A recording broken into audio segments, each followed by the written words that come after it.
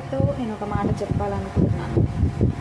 ఈ జీవితంలో వీళ్ళు పలానా అన్న వ్యక్తులు మనతో ఎప్పటికీ జీవితాంతం ఉంటారు, వీళ్ళు చాలా నమ్మకస్తులు అని మనం అనుకున్న వాళ్ళు ఇప్పటికీ మనతో ఉంటారు? ఎవరు ఉండరు. ఎందుకంటే ఆ నమ్మకస్తులు, మనం ఎవరిమైతే నమ్ముతామో వాళ్ళే మనల్ని మోసం చేసి వెళ్ళిపోయే దినాలు వస్తాయి. అది ఖచ్చితంగా వస్తాయి. ఎందుకంటే ఎవరిని జీవితంలో ఎవరిని నమ్మడానికి లేదు, ఒక దేవుడిని తప్ప. ఎందుకంటే ఆయన కంటే నమ్మకస్తులు ఎవరు లేరు. నిజంగా మనం ప్రేమించిన వారు మనతో ఎండ్ వరకు ఉంటారన్నది వాస్తవం కాదు. అందుకే దేవుణ్ణి ఆనుకొని జీవించడం నేర్చుకోవాలి. ఎందుకంటే దేవుడు ఎప్పుడు మనల్ని వదిలిపెట్టి వెళ్ళిపోడు, మనల్ని మోసం చేసి వెళ్ళిపోయేవాడు అసలే కాదు.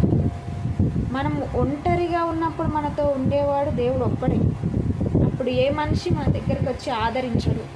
నువ్వు ఇట్లున్నావు, ఇంత బాధపడుతున్నావు అని చెప్పేసి మనల్ని దగ్గరికి తీసుకొని మన బాధల్లో ఉన్నప్పుడు మనల్ని ఓదార్చేవారు ఎవరు ఉండరు. ఎందుకంటే ఆ క్షణంలో మన పక్కన ఉండేది మన ప్రభువే. అందుకే పౌలు అంటాడు, నా ప్రక్కన ప్రభువు నిలిచి ధైర్యపరిచిందని చెప్తాడు, అందరు నన్ను వదిలిపెట్టుకుంటే. ఇది నిజమే. ఒక మానవ జీవితంలో ఎంతోమంది విడిచిపెట్టి వెళ్ళిపోతుంటారు, కానీ దేవుడు మనతో ఎప్పుడూ ఉంటాడు. అలాగే ప్రభు అయిన యేసుక్రీస్తు ఆయన సిలువ వేయబడినప్పుడు ఆయనను నమ్మించిన వాళ్ళు, అలాగే ఆయనను నమ్మిన వాళ్ళు అందరూ ఆయనను వదిలిపెట్టి ఒంటరిగా చేసేసారు. సిలువలో ఆయన ఒంటరిగా మరణించాడు. ఆ బాధ ఎంతో ఘోరమైనది. ఆ ఒంటరితనం ఎంతో బాధాకరమైనది. ఆయన కంటే మన ఒంటరితనం ఎక్కువ కాదు. ఆయన పడిన ఆ సిలువ బాధ కంటే, ఆయన ఒంటరిగా పడిన ఆ బాధ, ఆ హేళన, ఆ అవమానాలు, ఆ నిందలు, ఆ గాయాలు, ఆ దెబ్బలు, అవన్నిటికంటే మన కష్టాలు, మన ఒంటరితనం చాలా తక్కువ.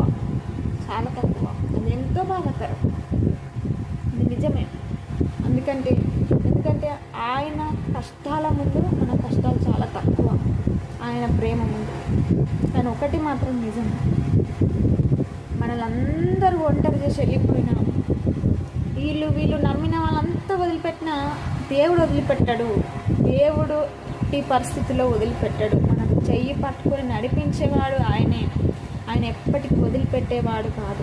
ఆయన వదిలిపెట్టేవాడైతే సిలువలో నీ కోసం, నా కోసం, మన పాపం నిమిత్తం తన ప్రాణం అర్పించేవాడు కాదు, తన రక్తం చిందించేవాడు కాదు. బాధపడిన అవసరం లేదు. మనకు మన దేవుడు ఉన్నాడు, అంతే.